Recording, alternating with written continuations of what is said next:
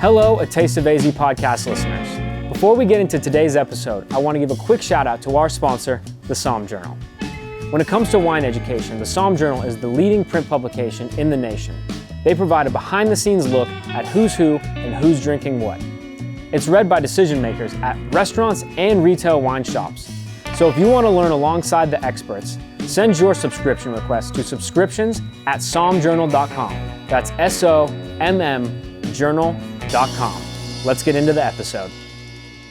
All right, so welcome back to Taste of AZ podcast. Very excited to be here at Wren and Wolf.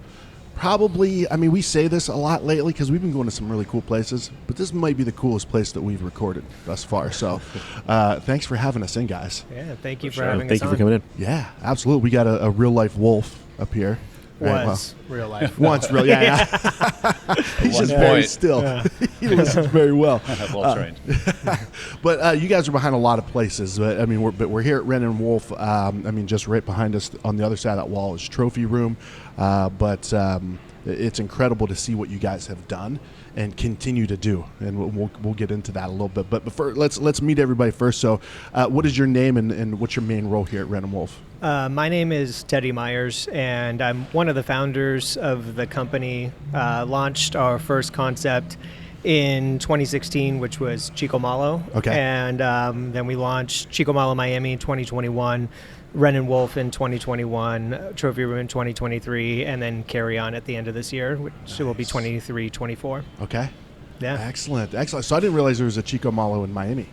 Yeah, that was our second unit. It's a bit of a different vibe. Okay. It's more nightlife focused, and opened that. We were under construction in the middle of the pandemic. It's been an interesting, fun start, but it is, it's nice to have. Yeah. Nice. And this gentleman here, what's your name and what do you do here? So I'm Peter Bowden. I do the design work for the company. Okay. So I met Teddy, 2015, before anything started on his own. Yeah. And he approached me for the first Chico Malo location. Okay. And he was just a young, ambitious guy, want to do this. A mutual friend introduced us, and so we opened Chico, 2016? Yeah. 17? It was the April of 2017. Yeah, and then followed up with Miami. And then this and Trophy, and But my background is pretty much hospitality design. Okay. Yeah. So my background's architecture, but I shifted into more of the design side. It's a lot more fun. Yeah, I would say, yeah. Yep. Architecture was an interest of mine for like a month. Yeah. Until I really dug into it. I'm like, nah. Yeah. It's it's not as fun. Yeah. What there is a draw to architecture though. Like that's like one of those careers. I think it's like historically like a prestigious sounding role. Oh, for sure. But I mean, it's tedious. The creativity has kind of gotten like cut up, and I think that it's now the design is its own field. Okay. More than it used to be. Sure.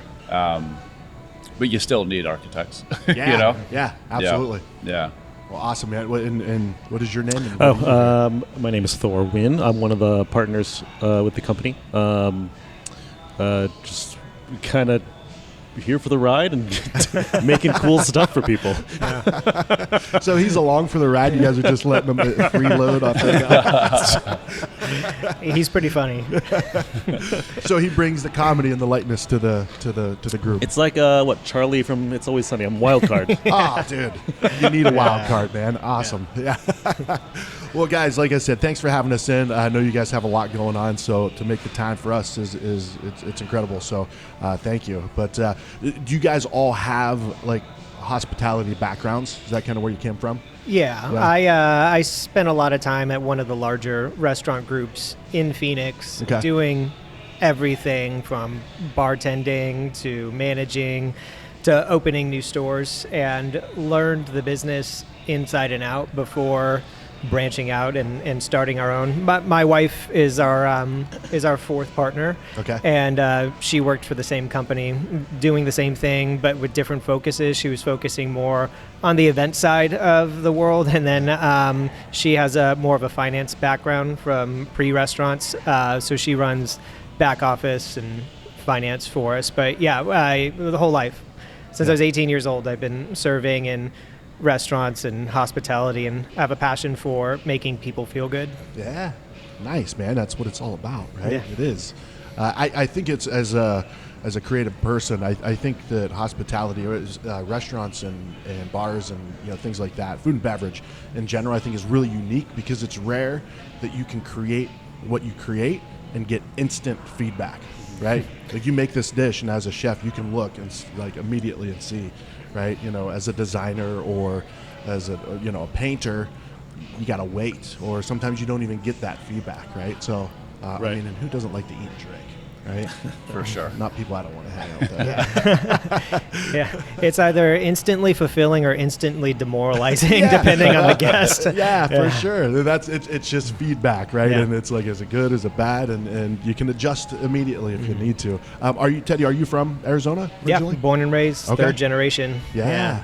So originally, I grew up on the west side, and then my wife and I moved downtown in 2007, right after we got married, and saw what was happening and really wanted to be a part of defining a new part of the valley, because at that time Scottsdale had its identity and you knew where it was going. Yep. Tempe had its identity, which it has since lost and is finding a new one, but downtown was very exciting. We moved here before ASU opened up even, and so it was just a bunch of homeless people and dirty and a bit scary, and the evolution that we've seen in the past 15 years or so has been inspiring, and why that we've been focusing our nucleus downtown. Yeah, it's cool.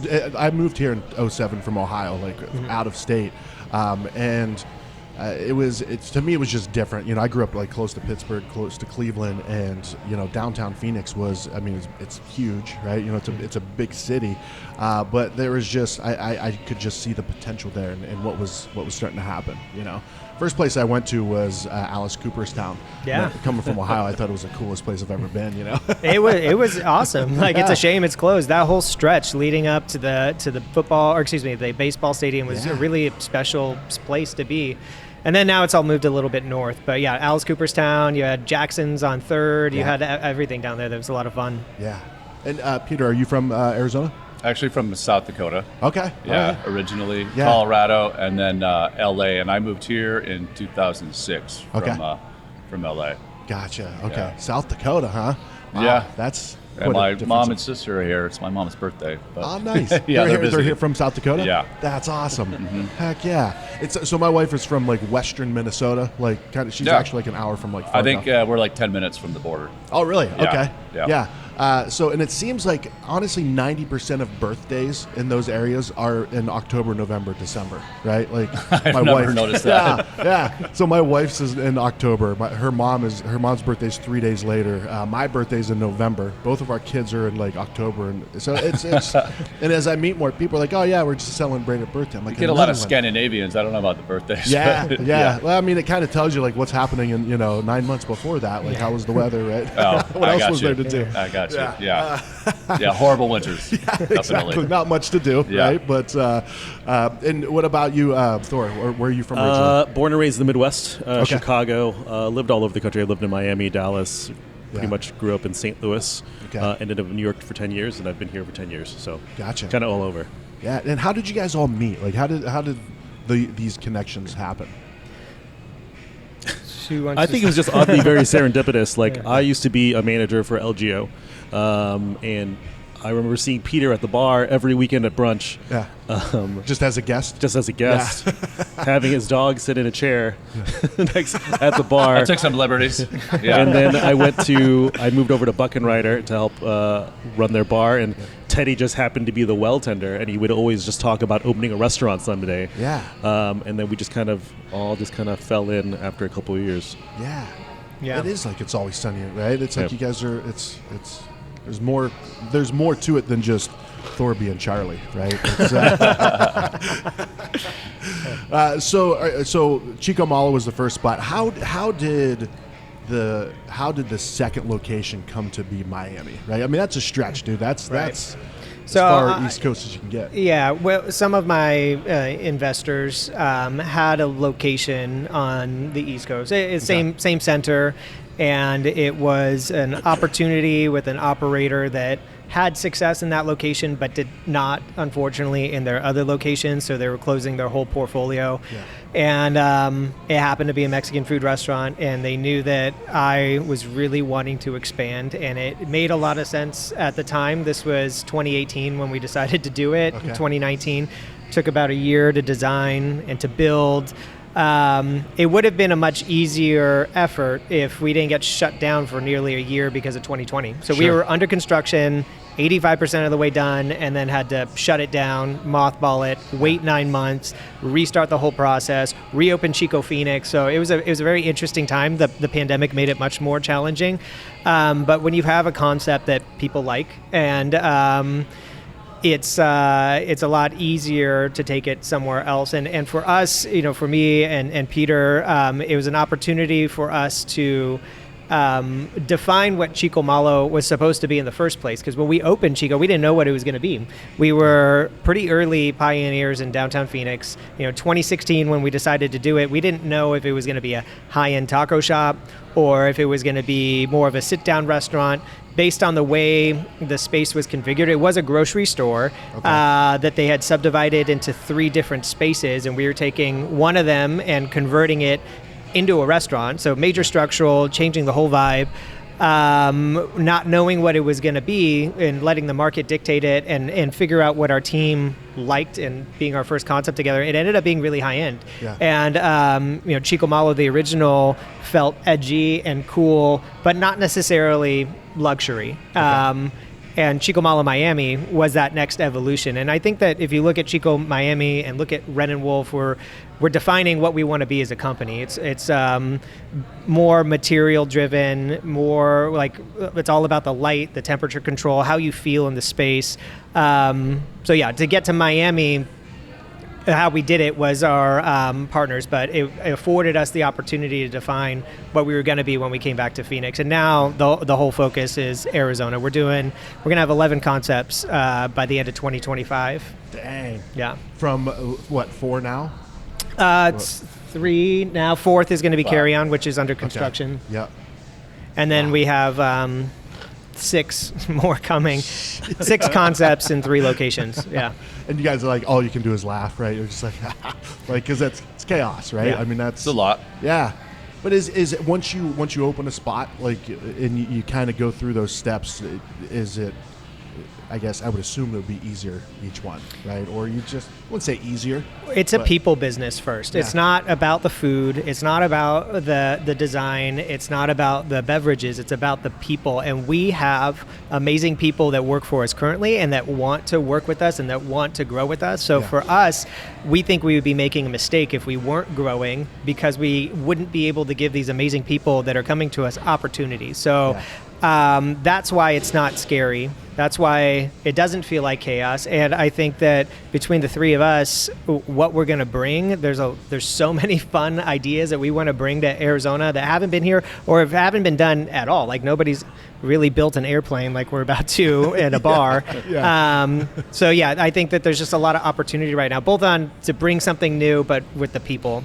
Yeah, I like that because I mean, you could have great ideas, you can have great a great menu that you wrote, great design, right? You can have all this stuff, but if you don't have the people to execute it, right, or you're assholes and nobody wants to work for you, right? It's going to fail. You know? So I like that, and to me that kind of I don't know. I don't want to say Arizona lacks a leader, but it gives a more clear direction for the whole industry. I think the whole community. There's a lot of restaurants in Arizona right now that really excel at culture, or they really excel at design, or they really excel at the food and beverage side. And our goal as a company is to excel at all 3. Yeah. And focusing on the people first, the hospitality first is what I think sets us apart from some of the others. And everybody does a good job. We go to all of those other concepts, but we want to be the whole package. Sure. Yeah. And how do you find the people? Like, how do you guys, like, is there a process? Is it, I don't want to say dumb luck, but is it just... We poach the good ones. No. Peter brings his dog, sets him on the bar. Like, he's a beacon.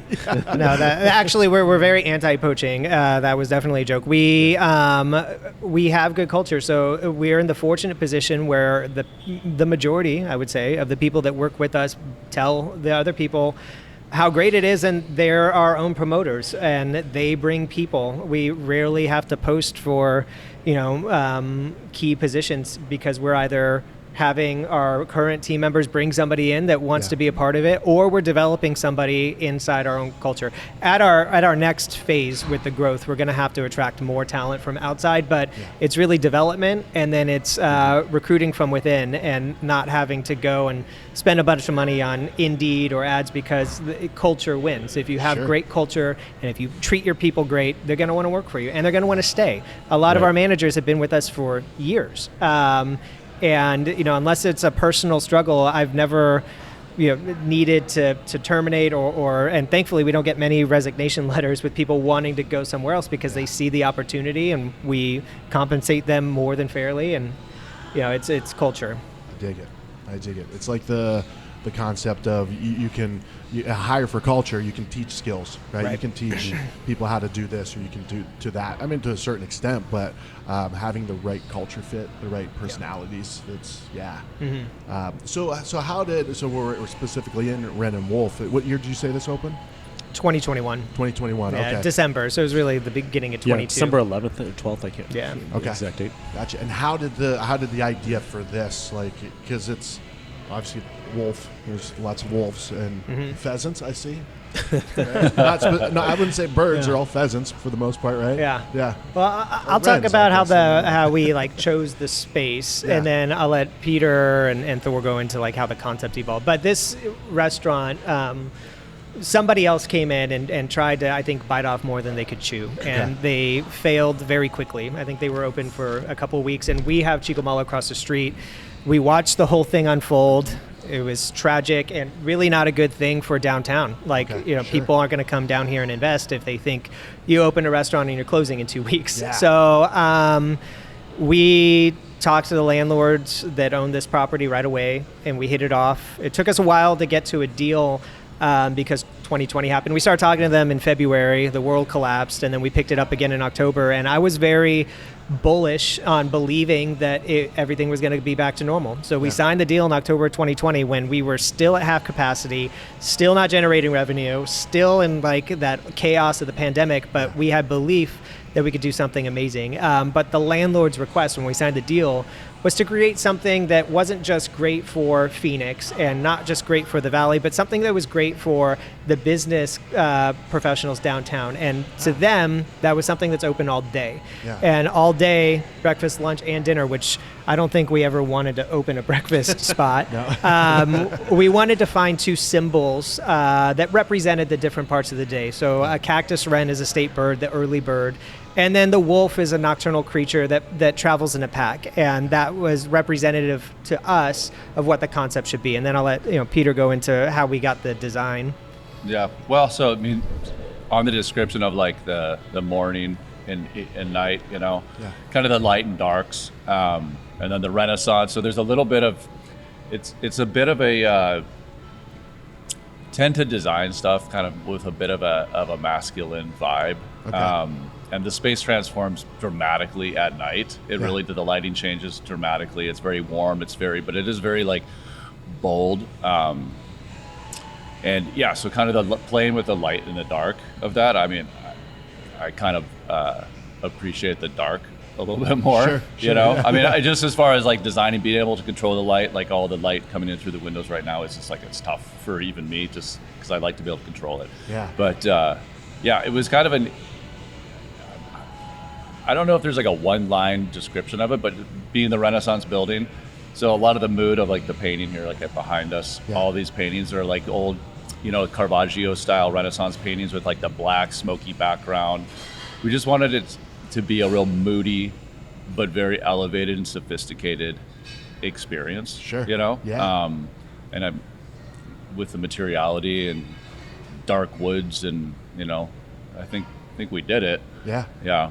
It's a beautiful space, man. Thank you. It really is. Yeah.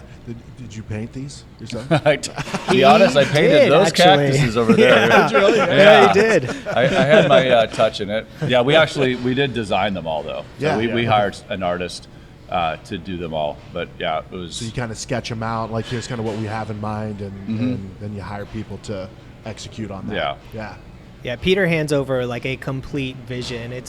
We collaborate with him through text messages 4 months and the ideas, and then he takes whatever we're thinking and then makes it 10 times better than we ever could have imagined, and we roll out, and it goes back and forth, and then I think we get creative inspiration, and then we'll add another layer, and it's all about layers and finding a starting point. And I think for this, the starting point were the animals and the vibes around it, and Peter's mentioned it to me before, like how do we frame that, and how do we make it beautiful, and how do we find that center focused energy that brings the room alive, and then when we get into operations, it's how do you seat that room to make sure that energy is flowing throughout the night, that people want to be around people.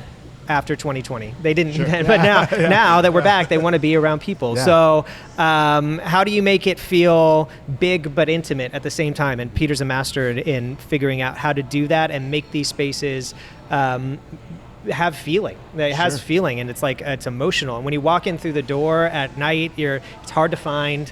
We intentionally didn't do a lot outside because we wanted this aha moment when you walk in the doors and people are blown away. I think part of the journey with Wren and Wolf is finding the front door. Yeah. It's kind of like a 12,000 square foot speakeasy. Yeah. No, that's true. And the building itself doesn't. It is surprising that it is in because when you're in here, I don't know. I picture like a brick building, like Jackson's, like that kind of. Like an old brick building style, and it feels like on the inside, but that's not what's outside. And I think the combination of the two, I think, is great, right? Because, like you said, you're providing an option for business people, and I'm very impressed with this place. I am, and to me, to see. I don't know what you call them, stuffed animals, taxidermy animals. Taxidermy. It's rare to come into a place that has that. But yet this elegance and this like the design, this beautiful design of it, because it's usually like a dive bar that's got like a some. Yeah, we tried to make it. We wanted that like shock factor. I mean, that's it is Arizona, so it's not wild, totally unexpected. Yeah. But to do it in a way that is still refined, and it's not in your face. It's really just moments and.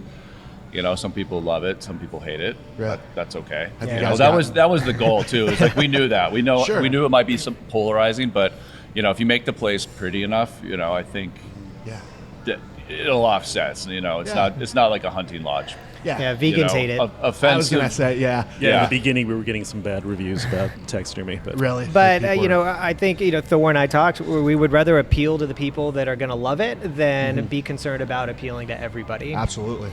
Yep. And there's definitely some people that love it. Yeah. We're doing okay. Yeah.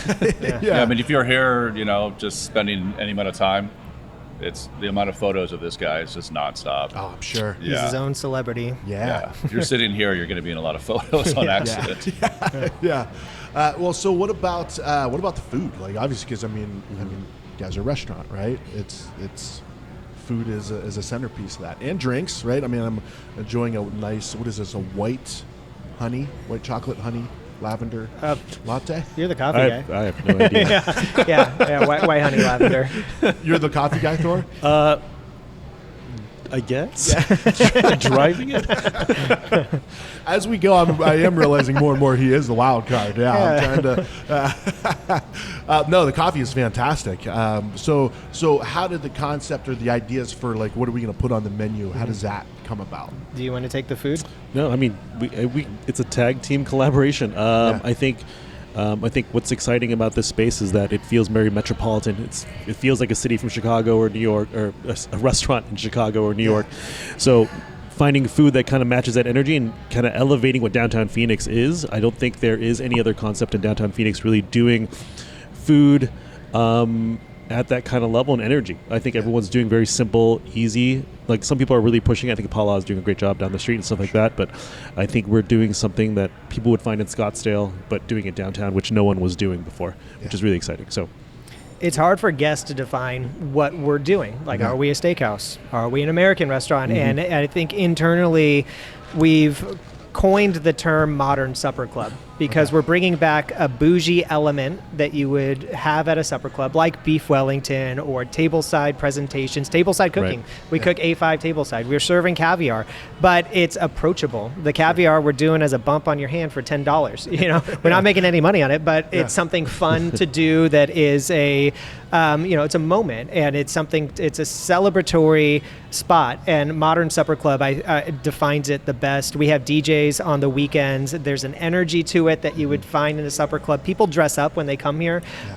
We don't have a dress code. We don't require that, but people respect what we're doing enough to do it on their own. And I think that speaks to what it is. So we've let the concept define itself as it's gone on. When we opened, it was a bit more of a wide net, you could say, on the menu. We didn't know what guests were going to want. And because Peter designed such an amazing space, they want it to be high end, and we've went that way a little bit. So I think inventive steakhouse. We have a focus on our meats. The way we prepare them is different. We're not doing them on a grill.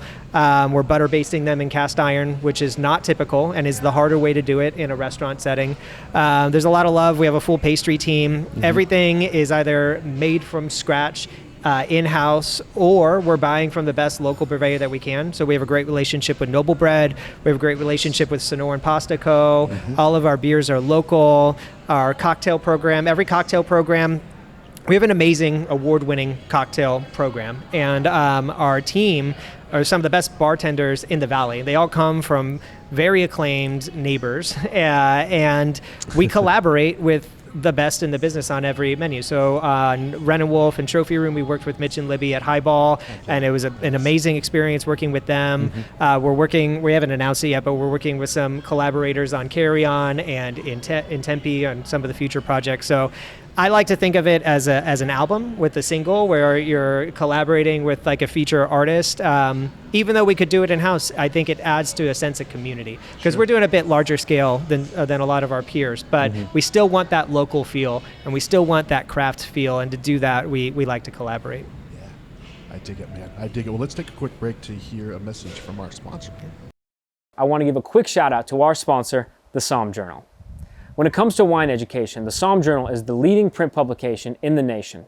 They provide a behind-the-scenes look at who's who and who's drinking what. It's read by decision makers at restaurants and retail wine shops. So if you want to learn alongside the experts, send your subscription request to subscriptions@sommjournal.com. That's SOMM journal.com. All right, so I think we're going to take some photos and stuff of your food after. That's what Luke does. I eat the food, so I'm very excited to see it. And Chef Ivan, right? Yeah, Chef Ivan. You guys' chef, and he's kind of the guy between. There literally is a tunnel underneath to go to Chico Malo. Yeah. He said, I don't know if that was a secret that I should have given up, but so that's, I mean, I'm excited to try the food. There he is, right there. He's the man. He's the man. Yeah, we're lucky and blessed to have him on our team. Yeah, he's very, very talented. So so for you guys, just your own personal preferences, like what are a couple things that you guys like specifically from the Wren and Wolf menu? Start with you, Thor. I like everything. I like the drinks the most, obviously. I think they're just so balanced. And there's a wide net with it. You can kind of hit every spot. You want an agave-focused cocktail, great. You want a whiskey-focused cocktail, great. Yeah. And they're all balanced. They're all great. Nothing overly sweet, nothing overly too spirit-forward. It's just all good juice. Yeah, nice. So nice. What, you don't eat when you drink? No, liquid diet. Keeps me thin. What about you, Peter? The Wellingtons, okay. That's the go-to. Yeah. When people ask for reservations, because that's all the time. Yeah. Just can't get in. Could you get me in?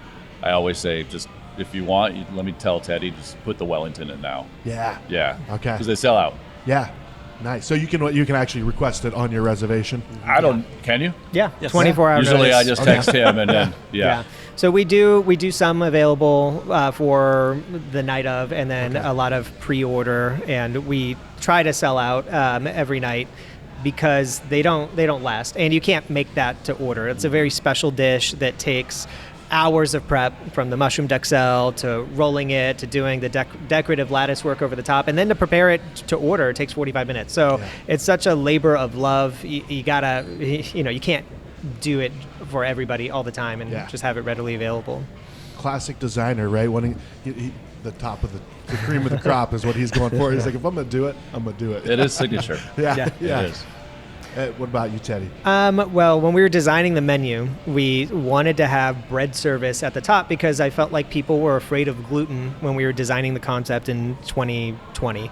So if I'm going to start, I'm definitely doing one of the bread options. The za'atar manouche is amazing. It's a Lebanese-style flatbread with cheesy pull in the middle, and there's a truffle manchego foam over the top. Like, it's pretty elevated for like a little bread starter, but I love that.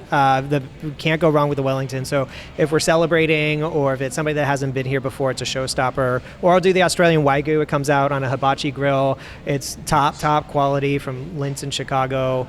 If I'm not doing that, the pastas are great. The lobster tagliatelle, and then oxtails. The oxtail is legit. It's a 12-hour braised oxtail over some Sonoran pasta with a horseradish ricotta. It's just perfect balance of flavors. It's not like too rich that horseradish breaks it up. It's delightful. And then if I'm going to start, we rolled out a seafood tower, and you can't go wrong. That's the way to go. Yeah. That's awesome. Do you guys use, not to put you on the spot, but do you guys use chula? We have, yeah. So we always rotate. So we use chula, we use hook to fork. I don't know that Santa we're Monica using a little bit. chula now. Okay. I think it's mostly hook to fork and Santa Monica, but we go back and forth between whoever we feel is the freshest or the best product at the time. And chula you can't go wrong with. But I don't think anything is them. Maybe the salmon. Maybe. Yeah. But we're always shifting and being nimble, and it's a chef-driven menu, so we change the menu nearly weekly. There's something changing. We print the menus in-house, and part of that is shifting through different purveyors, finding the right relationships as we scale and grow. Yeah, nice. But always can rely on that Wellington. It's always good. Oh, it's amazing. It melts in your mouth. I know. We're requesting that. We should have followed it. We should have told you yesterday, but no. Behind this wall, like I said, is another concept, and I hope you don't mind me saying this on camera and on the microphones, but we are actually going to do the podcast in there, which is interesting because there's no cameras or anything allowed in there. Yeah, no cameras allowed in there. I think it just you're big on lighting, right? I think. How do you feel about these bright lights in here? It's stressing me out. Gotta throw a 2200 filter up there. But going into the trophy room, I think there's such just a cool vibe that it didn't work out the way with our microphone set up. So I was pretty bummed out that we didn't get to do that, but maybe next time. But the vibe in there it's such a cool spot. That is a really cool spot. So when you go through, do you come in through Wren and Wolf to get there? Or is there another entry? Yeah, no, we want you check in at the host stand at Wren and Wolf, and then it's a moment. You walk through the dining room, we pull the curtains, you see the trophy, and then you come in and we take your phone. So it's very intentional that you walk through the dining room. And I'll elaborate on the no camera thing. So there is a bit of confusion in the narrative behind Trophy Room that people think it's about secrecy, and it's not. It's about intimacy, and that's the reason that we were open to filming something back there. We like the mystique, we like the intrigue, but it's going to evolve. We're about to do a holiday pop-up back there that's going to blow people away, and then we're doing a new menu with a new story and new design. So it's always going to be evolving, which is why we were going to allow the cameras there. But it's really taking the phones away is about connecting with the people across from you and being in the moment, and not necessarily about anything secretive happening in the room. Sure, yeah, because people are like, wait, why can't you take your camera? What the hell are they doing in there? Yeah. No, I dig that though, right? It's I don't know if you're familiar with or I'm sure you're familiar with Spinato's, but I don't know if you ever met Anthony Spinato. Really cool guy. He was talking about something that they're working on, where it basically is part of your table where you can store your phone. And you can like have, because Italian dinner is all about conversating, and he's big on that. So hopefully, Anthony, I didn't let anything out of the bag there, but I like that. We try to. I got kids, 10 and 12, and we try to, if we're having dinner, like, no, I don't want you looking at my phone. Like, conversate. Oh, it's boring. Well, learn to, that's how you learn, right? But it's an addiction. I wanted to look at my phone 10 times this podcast sure. already. Yeah. Yeah. But that's what we wanted. That is part of the trophy room experience, making people feel a little uncomfortable. Sure. And being, like we said, in the moment and present. And it was a talking point at first. It had a lot more thought and intention behind it, where I think some people thought it was a gimmick. But now when you come in and you see it and you put your phone away, and there's a charger in the boxes that we use, so you get some juice, people really get it. And it's a romantic spot if you're coming as a couple. It's a perfect spot to close a deal if you're with, other businessmen or whoever it may be. But it allows you to actually connect. Yeah. And I mean, just I'm sure this is Peter, but the design of it, like they look like, is it the old Dewey Decimal System type of drawers or something, right? The library, the card catalogs. Yeah, exactly. I think that's great. What it is. Yeah. You pull these little drawers out, and you can plug your phone in. Yeah, we refurbish like old card catalogs from the library. Yeah. Do they still have them at the library? I don't. I would assume not. I don't think so. Yeah. I haven't been in a while. That's obsolete technology. Yeah. But so you go, you check in your phone, you plug it in, and then you go into. You said that there's a story, like you were talking about, like changing the story. Like, what is the current story, I guess, or the current approach? You guys want to take the story? You describe it so well. Oh, okay. You probably had to tell it. You've said it way more than we have. Yeah. You can sum it up quicker. So there's a projection mapping element to it, and there's a painting layer where the paintings come alive with the projection mapping. And so we wanted to be able to tell a story. There is one piece of taxidermy in the room, but Trophy Room started even before the phone thing with the idea of what would happen if the animals won, because Wren and Wolf is so taxidermy focused. We're like, well, let's do the opposite. So what does that mean? We had no idea what that meant, but we wanted to go down that path. And then Peter had this genius idea to the trophies are the weapons from the hunters. And so Thor and I evolved into the story behind it. So why would they have been collecting all of these bullets? There's over 7,000 bullets used, and rifles. There's 120 rifles in the design, all built into chandeliers and custom fixtures. And so we created a story that a mama bear died protecting her cubs from hunters. And the cubs wanted to seek vengeance. So they broke into the campground, stole the rifles, stole the bullets with the intent to kill the hunters. Yeah. But throughout the process, they realized that was just going to make them, that wasn't going to make them whole. So rather than kill the hunters, they're going to build a bar in the forest as tribute to their fallen mother, and then use what they stole as decoration. So that's the Trophy Room story for now. It's going to change. Every year we're going to change the story and do something fun and interesting. Yeah, that's cool. Those are great. And there's a bit of a forest inspiration. Oh yeah, 100%. With the cocktails. I mean, Thor can go into that. Oh yeah, I mean, we have for example, like a truffled old fashioned. So definitely using ingredients that kind of feel like it would make sense. Yeah. And it feels thematic and it feels good. We're doing a duck fat washed, like Manhattan style drink as well. Nice. So definitely some animal themed stuff in really creative, cool ways that keep people interested. Like those are our most popular cocktails in there. Yeah, and one of the focal points of the whole thing is in the bathroom. It's I'll let Peter go into the inspiration, but you want to talk about what it was, and then I'll talk about how we sourced them. What it was? Yeah, what it is, how you got the idea for the ceiling treatment in the bathroom. Oh, well, so kind of with the animal, a little bit of the animal theme. So I also grew up after South Dakota and Colorado for years. So all the old antler chandeliers that you would see in like the houses that you would be remodeling, like taking those out. I just always loved those. Yeah. So I probably didn't take a look in there, but the whole ceiling inside the bathroom is like anywhere from, depends who you ask, like 200 to 300 Oh, pounds. it's over 300 pounds. But it's all the shed antlers. So I created this chandelier that goes up and it goes on the ceiling, then it kind of melts down the walls. Wow. So it's pretty wild. Yeah. But yeah, it's a bit of a forest theme, and it's kind of quirky Gothic style. Yeah. But yeah, I mean, that's the main element is that antler fixture. I got that's to go in there. check that out now. Yeah. I didn't see that part. Looks of it. like Stranger Things created an Yeah. antler chandelier in the ceiling. It's Yeah. amazing, and he hit on it. But like the sourcing, they had to be naturally shedded because it wasn't a taxidermy theme, and it's what happens if the animals won. So no deers were killed No deers. in the making of that ceiling sculpture. Naturally collected. Yeah. Yeah. Yeah. Yeah, They we do- found they a- just shake them off, and then you can find them. But Yeah. Yeah, we found Yeah. a guy in Texas that's all he does is he has pounds and we hit this guy up, I don't know, at least a dozen times and sending 10, 20 pounds at a time all the way up to 300. We thought we would only need like 50 pounds, 100 pounds to start, and it just yeah, I mean, it was a grew guess. and grew Yeah. and It was like, grew. you can still see too much of the ceiling, denser. Yeah. Box after box just kept showing up.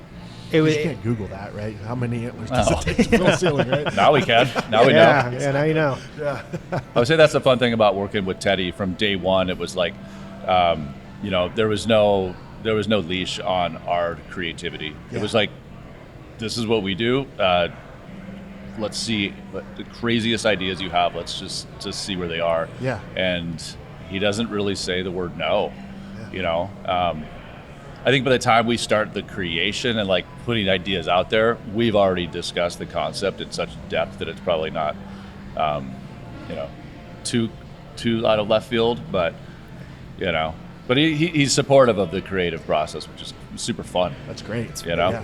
And I'm happy that he wants to push an envelope. I don't know who else would have come up with that idea. And it's like, with that one, we didn't even do renderings. He just sketched it out. Like, he hand drew it, and then he did some drawings later on. But it ended up being one of the coolest spaces I think that we've ever done is the bathroom in Trophy Room. Yeah. Will it stay that way? Like as the stories Yeah, change yeah. and The develop? bathroom will stay the same. Okay. The projection will change, and then the focal point. So the bear is going to change for the holiday bar into something else. And So like the guns and the bullets and all that'll pretty Yeah. much stay the same. Okay. Yeah, Okay. yeah. It's I was like, this- damn, what are you gonna do with all No. these guns? Can I yeah, buy no, some of those will definitely Like, stay. Yeah. That's an expensive Yeah. throwaway. I was gonna item. say, Give yeah. up on it. But a lot of those details in there, I don't know that you're going to notice them the first, second, third, fourth time. Yeah. But they're layered in there. Yeah. It's just kind of something fun I like to do with so many layers. It's like you got to go back to appreciate it. Sure. And you may not see something that I thought of, till the fifth, sixth, seventh time. Yeah.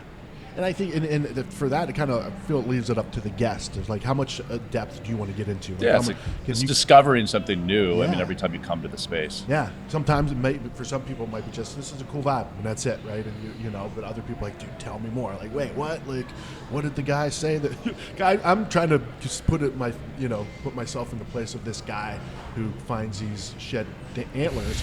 Like, Right. dude, we need more. We need more. Like, what the hell are you guys doing in Arizona? Like, Yeah. what?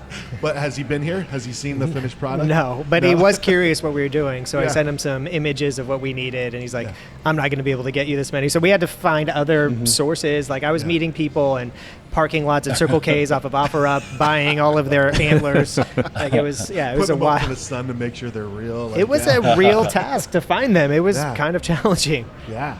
Yeah. Well, I'm glad you guys did it, man. I think that just that approach and that care of creating that experience for guests, it's incredible. Yeah. And it explains why you guys are getting so many accolades and positive, people just love what you guys are doing. Yeah. So, and then I said, then we got to transition into the airplane, right? That's being built up the street, right? Yeah. Well, it's right next door to Trophy. Yeah. But I mean, like they're building it off site, Oh, yeah. like the actual. Right. Oh, yeah. Yeah. Yeah. Right next to, so back this way behind this wall is going to be Carry On. Yep. Which is, once again, I mean, that takes the immersive experience even more in depth, right? Yeah. Yeah. What is that? Who wants to lead on this one? I mean, I was drinking in San Francisco, and this is how it started. I said I want to do I've something. not heard this. I want to do my original idea for me was that I wanted to do, because people love airport lounges, like the exclusive ones. Yeah. I was talking to Teddy via text, and I was drinking at this bar, and Teddy goes, "No, let's take it a step further. Let's let's elevate it. Let's build a plane.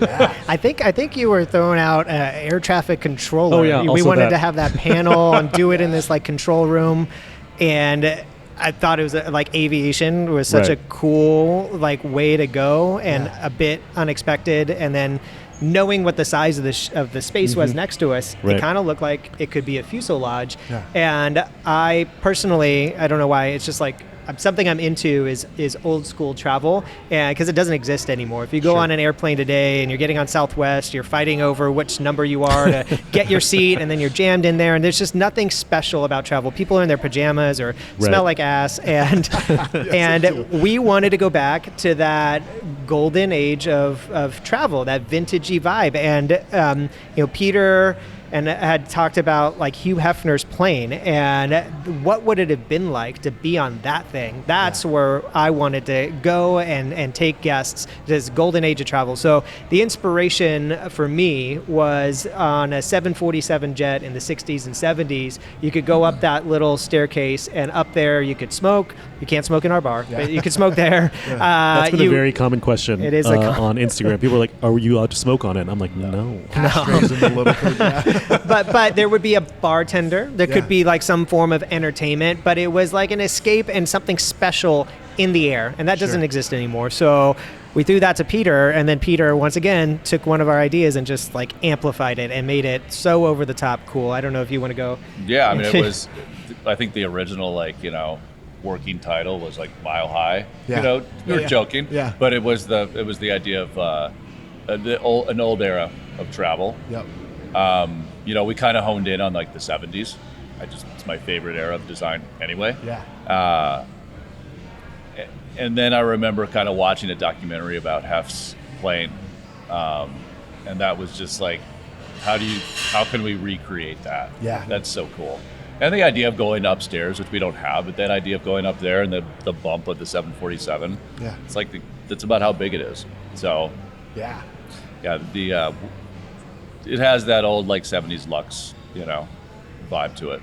And you can see like renderings of it. I think there was an article in, was it maybe New Times or Phoenix Magazine or something? Yeah, there've been a few out, and then Carry On PHX on Instagram is where we're gonna announce and talk about it. But yeah, it's been pretty viral. Like we've had a lot of outlets pick it up, a lot of people asking questions. We announced it early just to get some buzz out, and it's been a bit overwhelming. It's going to be really special when it opens. But technologically, it's the most advanced engineering challenge we've had. Sophistication level of the team involved to build it, the sourcing of everything. It's been a bit of a challenge. So we're thinking it's going to open in January, February, sometime early next year. But I mean, there's 14 monitors. It's going to look like you're taking off and landing. There's a show control. There's a lot of things, a lot of pieces to the experience we haven't announced yet because we want there to be a second rollout when we announce the date. But there's going to be a lot of fun things that we put in. And one of the other things with Carry On that we didn't do in Trophy, Trophy is about intimacy, but people thought it was going to be immersive, and it's a little bit immersive. You go in there, there's things to look at, there's things to touch, you can't be on your phone. It is immersive, but it wasn't like an experience. And Carry On is a 90-minute journey that you're going on with 30 other people. There's a story arc, it's definitely more of an immersive experience. So if that's what people are looking for, they're definitely going to get it in this bar where, that's not what the intent was with Trophy Room. And I think there was some confusion with the influencers on their marketing. So that was another reason for us to do it, is like, let's do something that's actually immersive, because that word is overused by everybody. Everybody thinks they're doing something immersive. This is actually going to be. And because you guys are like, you're going in as a group, like you're boarding. Yep. And then you're deboarding? Deplaning. Departing? Deplaning. Boarding and deplaning. Yeah. That's awesome. I think that's really cool. And well, before we wrap this all up, we talked about, I think, 3-4 places, 5 if you include both Chico Malos. But you said there's 11 places coming up. So I know you said you got the spot, which, I mean, prime spot. You said P.F. Chang's on Mill and Yep. The university. Yep. That's an awesome spot. So you've got some more things in the works. Yeah. So that one will be opening in August, September-ish of 2024. Okay. We're in design right now. We're not giving away any of those secrets yet. So, Sure. but Yeah. the restaurant, I will say, it's going to be new American. It's Okay. going to be elevated. It's going to be an extension of Wren and Wolf. It's not going to be Wren and Wolf. It's not going to be carbon copy, but it is going to be this vibe. So more elevated than the current offerings in Tempe. And attached to it, just like we have Trophy and Carry On here, is going to be a bar concept, craft cocktail focused bar concept that is going to be unlike anything that we've done so far. Nice. Those will be 2024. And then we have 2 more concepts around the same time, like October of 2024 in downtown Phoenix, which we haven't announced yet, but will be soon. And then in 25, we're doing a couple more in Tempe, which are also not announced yet. But all of the concepts named, we know the themes, we know the hooks, we know what we're going for. Now we just got to build them and design them. Right? Yeah, exactly. Is there like one spot that people can, like, you guys have like a restaurant concepts like website or anything like that people can kind of keep tabs on everything you're doing, or is it just kind of keep your ears open? Yeah, no, it's right now it's keep your ears open, but we are Pretty Decent Concepts. We own prettydecentconcepts.com. With Carry On, we're going to start developing that, and that'll be the central hub. And then what's our Instagram handle It's for? Pretty Decent Concepts Instagram. Yeah, Same thing. so Pretty Decent Concepts on Instagram is where we're going to be announcing new concepts, opening dates. That will be where you hear it first in the future, and then we're going to roll that out with Carry On. Excellent. Well, guys, keep up the good work. Yeah, thank you. This is incredible. I got to go back in there. I got to check out the bathroom. I got to eat some of this food. So, once again, thank you guys for having us. Keep up with the good work. Keep kicking ass. Yeah, thanks for having us. Yeah, Thank you. Absolutely. Thank you very much. I want to give a quick shout out to our sponsor, the Somm Journal. When it comes to wine education, the Somm Journal is the leading print publication in the nation. They provide a behind-the-scenes look at who's who and who's drinking what. It's read by decision makers at restaurants and retail wine shops. So if you want to learn alongside the experts, send your subscription request to subscriptions@sommjournal.com. That's SOMM journal.com.